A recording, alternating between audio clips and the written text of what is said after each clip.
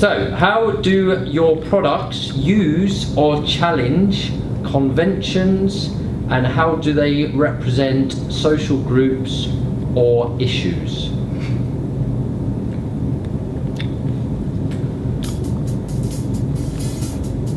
Okay.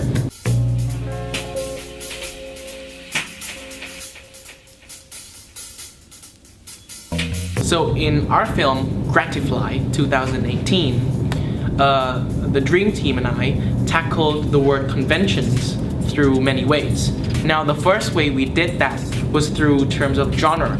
Our film is a comedy drama, but it leans more towards the comedic side. Now, we've researched the three main aspects of what makes a comedy film.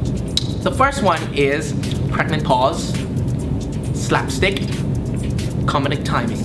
Now, I could say our film is more conventional within this because we employ two of these aspects. Now, the first aspect we employ is the use of pregnant pause.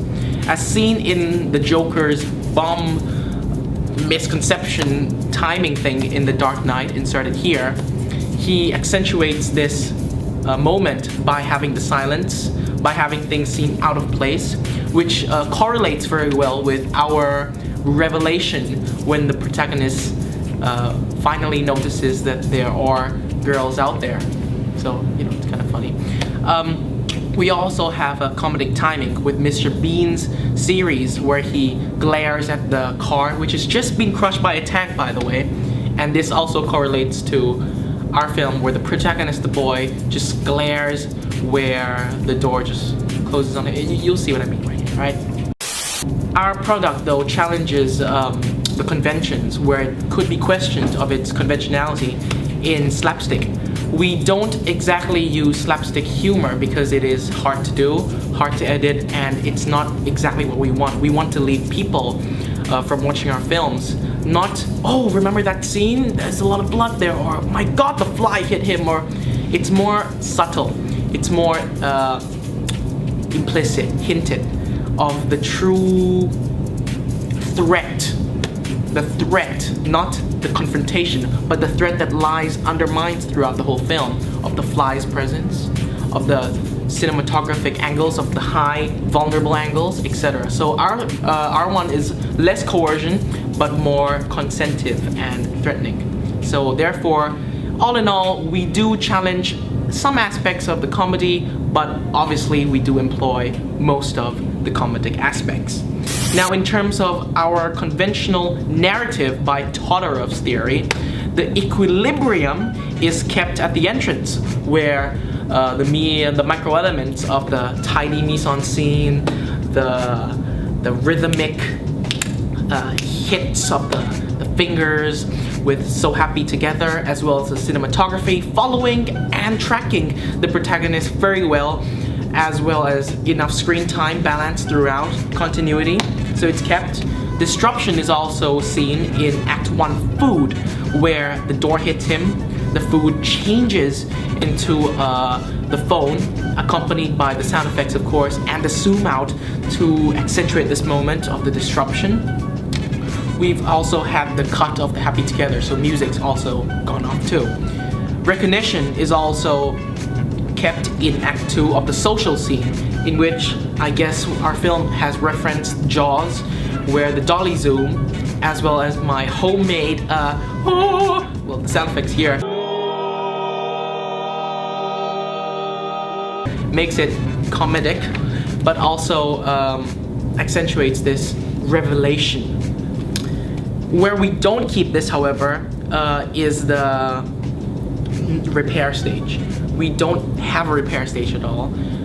It is not a Bildungsroman kind of narrative, nor is it a happy ending. It's more of a social commentary. Therefore, of course, there should be some dark to reality, of course. There is no repair. It's always consistent. Even in his private space in the toilet, there's still sounds of the flies. We get very few seconds where there is silence in the toilet, so it's more threatening. Now, it is questioned, though, at the end, in the final stage of the restoration. I would say we break this convention for Todorov because the fly returns back at the end, you know. However, for a Hollywood film, correlating to the drama film. This is a convention. You know why? It's a cliffhanger. So for Todorov, we break it. For Hollywood films, we keep it. Now we're going to move on to social groups and representation. Representation was something we heavily researched in. We thought it would appeal to mainstream audience because who on earth would want to watch a film about toilets and flies? But you know, there are people out there. So using the diagram of the cages right here, our lifestyle is of a student. We're trying to appeal to the middle classes, age group of teenagers, me, you know, 16 to 18 or whatever. I know I look young. Gender male, you know, I mean, stereotypically it should be male. Asian or whatnot, and spending power or sexuality is really in this case insufficient. How we represented the social groups of a student. A student in its conventional form is portrayed in Hollywood or in films that we've watched as an outcast. Seen in Karate Kid by Dre, where he is the smaller version, he's the outgroup. Now, unfortunately here, we all look the same. Dre was a black kid who was in Beijing, but I'm Thai and we're in a Thai school. Because I was taller than Dre, we had to manipulate inferiority with cinematography using angles such as high angles, bird's eye view, make it vulnerable. So this is where we kept the conventionality of the outcast. Now, social groups. How we represented social groups. Social groups, as I say, I call it packs of personality. So, you know, people, you have the hierarchy of the jocks, the nerds, the Asians, the cool kids, etc. I've been reading this book called The Psychology of Crowds by Gustave Le Bon. It's very good. And I've come to appreciate and realize how to group people. So in terms of filmmaking myself, I had to be very careful and delicate in my ways of grouping people and framing the composition. As you can see here, right, we have different aspects of people using levels, kneeling, standing, sitting, kind of like a parody of Mean Girls 2004, where you know, the plastics, etc. But in this time, it's a good light. So we represented social groups through some films, through you know, hierarchy in this hegemonic structure of the school. Issues, however, is something we focused more on. One of our issues we try to represent here is oppression.